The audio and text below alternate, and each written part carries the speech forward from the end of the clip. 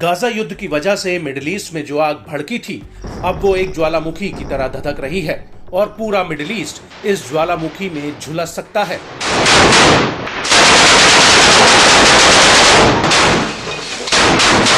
वो इसलिए क्योंकि पहले तो इजराइल सिर्फ हमास और हिजबुल्लाह से लड़ रहा था, लेकिन अब यमन का हूती लगातार इस आग को भड़काने में लगा है। हूती पिछले 1 साल से लगातार लाल सागर और इजराइल के भीतर मिसाइल और ड्रोन हमले कर रहा है। अमेरिका और ब्रिटेन ने हूती के हथियारों के ठिकानों पर एयर स्ट्राइक की थी, लेकिन उसके बाद भी हूती के हमले बदस्तूर जारी हैं।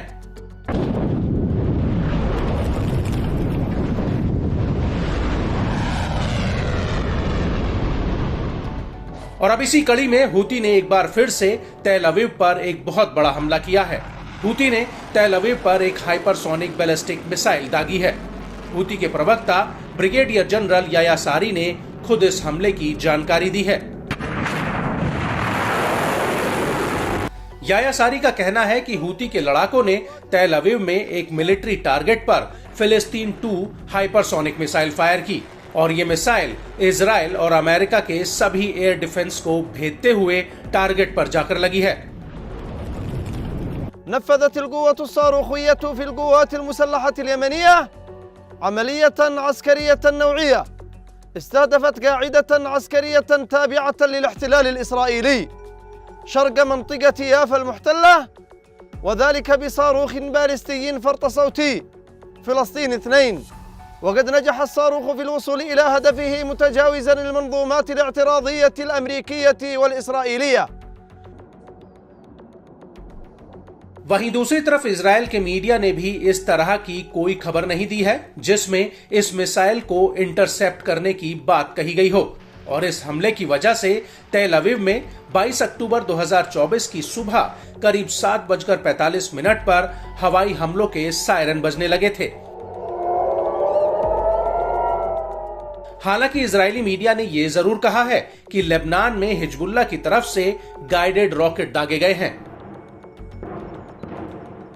यहां पर आपको यह भी बता दें कि इससे पहले 18 अक्टूबर 2024 को हूती ने अरब सागर में मेगालोपोलिस जहाज पर कई ड्रोन हमले किए थे और इस हमले के बाद हूती ने कहा था कि उसने इस हमले में अपने लक्ष्य को हासिल कर लिया है।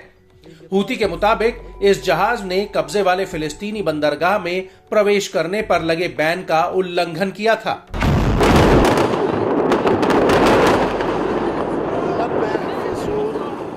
आपको बता दें कि 7 अक्टूबर 2023 के बाद से हूती ने लाल सागर में 130 से ज्यादा हमले किए हैं। बड़ी बात यह है कि हूती के हमले से पहले लाल सागर भूमध्य सागर से दुनिया का करीब 10 से 15% वैश्विक व्यापार होता था, जो अब पूरी तरह से ठप हो गया है। और अब शिपिंग कंपनियां अपने जहाजों को दक्षिण अफ्रीका होते हुए भेज रही हैं और ये रूट काफी लंबा और खर्चीला भी है।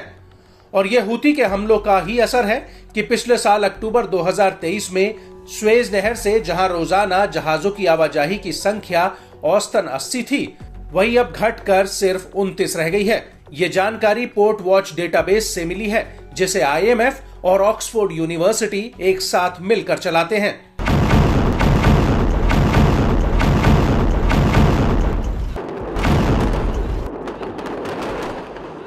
और इसी अवधि के दौरान यानी पिछले साल अक्टूबर में इसी रूट पर रोजाना 48.9 लाख मीट्रिक टन का व्यापार होता था, जो अब घटकर मात्र 13.6 लाख मीट्रिक टन रह गया है।